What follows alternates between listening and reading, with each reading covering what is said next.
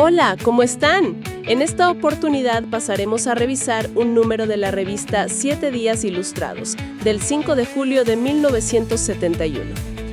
¿Qué documento fascinante vos traes a la mesa de nuestra emisora hoy? El objetivo central de este análisis a fondo es sumergirnos casi de manera teatral en las páginas amarillentas de esta publicación. Esto no es una simple lectura, es un verdadero túnel del tiempo. Exactamente. Nuestra misión aquí es extraer los eventos sociales, los hechos políticos y culturales de aquella época de manera muy detallada, desmenuzando cada artículo para entender cómo pensaba la sociedad y compararlo con nuestro presente. Vamos a realizar una exploración documental profunda, un ejercicio de memoria reflexivo. Y vos sabés que esas páginas traen un abanico increíble de lo que era la vida. Para que la audiencia se dé una idea del contraste visual, la revista nos presenta en su portada a la espléndida actriz Raquel Welch, un ícono absoluto. Pero inmediatamente en su interior nos golpea con la trágica muerte de los cosmonautas rusos en el espacio. Un contraste tremendo. Totalmente.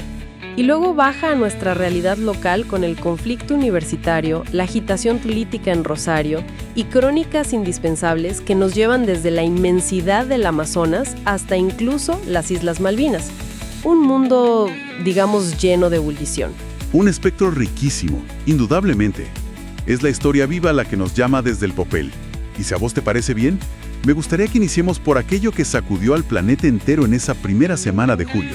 Por supuesto, avancemos. Empecemos por la tragedia espacial y el altísimo, a veces insoportable costo del progreso. La noticia principal relata con un asombro genuino y un profundo dolor la muerte de los cosmonautas soviéticos de la nave Soyuz 11. Dobrovolsky, Volkov y Patsayev. Esos mismos fallecieron trágicamente durante el aterrizaje, tras 23 días en el espacio. Y la revista usa una frase de una potencia literaria tremenda. Dice textualmente que el escozor erizó la epidermis del planeta. Una prosa que francamente ya no abunda. Allá en la madrugada del miércoles, la agencia TASS comunicó esta catástrofe. La publicación hace un repaso sumamente minucioso de las penurias de la carrera espacial. No solo lloran a los rusos, recuerdan el tremendo sufrimiento en la Apolo 13 o la espantosa tragedia del Apolo 1. ¡Claro! Y en ese luto internacional, 7 días debatía si era prudente seguir enviando hombres de carne y hueso al espacio o priorizar artefactos teledirigidos como el Lunokhod soviético, lo cual nos deja una pregunta para pensar. Tras la muerte de los cosmonautas de la Soyuz 11, la revista cuestionaba si era prudente seguir enviando hombres al espacio. En la era actual de SpaceX y los planes de colonizar Marte, ¿hemos aceptado finalmente el riesgo de la vida humana como un costo inevitable del progreso? ¿O la robótica avanzada ha vuelto obsoleta esa discusión de 1971? Es profundo lo que planteas, porque pareciera que hoy hemos normalizado ese riesgo casi de forma comercial. Ya no nos asombra el desafío ético como en esa época. Pero, si te parece, bajemos a la tierra y a la calle misma. A la economía doméstica. Adelante. Un pronóstico de inflación del 45% anual. Un número que genera escalofríos por su absoluta vigencia. Sí, pero lo que más golpea no es la cifra fría, sino el detalle cotidiano. La crónica relata cómo hay familias que reemplazan la cena por, cito, un café con leche con tostadas, porque el dinero ya no alcanza. Hablan del presupuesto de marzo que para julio es papel mojado. Yo leo esas líneas y parece el diario de ayer. Cualquier argentino reconoce este callejón sin salida inflacionario. Al leer que en 1971 ya se hablaba de la canasta familiar como un problema crónico, ¿qué nos dice sobre la resiliencia o la condena de la economía argentina el hecho de que estas preocupaciones sigan siendo el eje de nuestra conversación cotidiana más de 50 años después? Es una paradoja lúgubre. Nos muestra un fracaso estructural que se sufre en el bolsillo. Y esa frustración, vos lo sabés, muchas veces está en furia.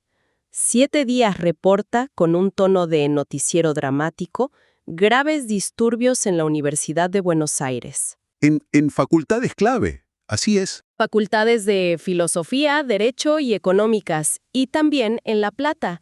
Hablan de bombas Molotov en Corrientes y Pueyrredón, Barricadas, banderas rojas y choques cuerpo a cuerpo con la policía de infantería bajo una verdadera lluvia de gases lacrimógenos. Una crónica vigorosa. Y la revista examina el abanico ideológico que colisionaba allí. Detalla las facciones. Los reformistas, los grupos peronistas aguardando a su líder, los marxistas con la lucha de clases y los independientes. Todos con una pasión inflamable y una mística revolucionaria en las calles. Mirando las actuales formas de protesta juvenil, consideran que la mística de la lucha revolucionaria universitaria que describe la revista ha desaparecido o simplemente ha mutado hacia nuevas causas y plataformas digitales menos físicas, pero igualmente polarizadas. Yo me inclino a pensar que mutó a trincheras algorítmicas, pero la intensidad se mantiene intacta. Y pasando a otro incendio político, la revista hace un trabajo interesantísimo, enviando un periodista a Rosario, a Villa Manuelita. Un viaje para comprobar una afirmación muy audaz de la época. Así es, investigar si Rosario era la capital del peronismo, como afirmaba Juan Domingo Perón desde Madrid.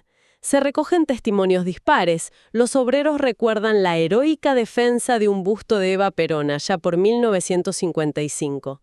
Mientras tanto, profesionales y comerciantes desde el suntuoso Jockey Club minimizan totalmente esa influencia, mostrando una grieta de auténtico sabor criollo. Y aquí, para enmarcar este clima de época increíble, hay que recordar el contexto. Presidía el teniente general Lanusse, Rucci lideraba la CGT y operaban agrupaciones armadas como las FAP, las FAR, Montoneros y el ERP.